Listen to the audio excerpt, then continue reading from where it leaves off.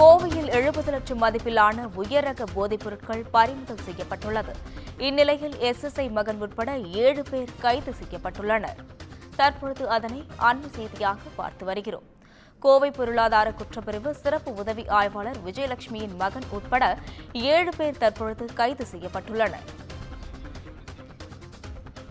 இதுகுறித்த கூடுதல் விவரங்களை செய்தியாளர் ஞானசேகரன் வழங்க கேட்கலாம். ஞானசேகரன், விவரங்கள் பதிவு செய்யலாம். வணக்கம் அஸ்வினி. கோவை மாநகரில் உயர் ரக போதைப் பொருட்கள் விற்று வந்த 7 பேரை போலீசார் கைது செய்தனர்.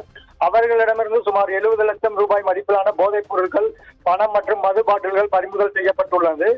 கைது செய்யப்பட்டவர்கள் கோவை பொருளாதார குற்றப்பிரிவு பெண் சிறப்பு உதவி ஆய்வாளர் விஜயலட்சுமியின் மகன் மகாவிஷ்ணுவும் ஒருவர் ஆவார்.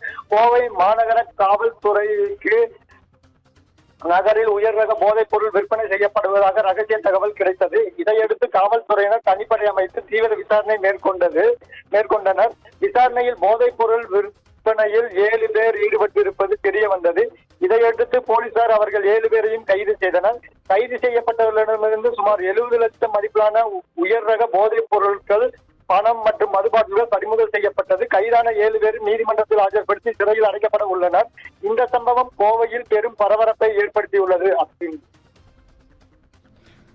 கூடுதல் விவரங்களுக்கு நன்றி ஞானசேகரன்.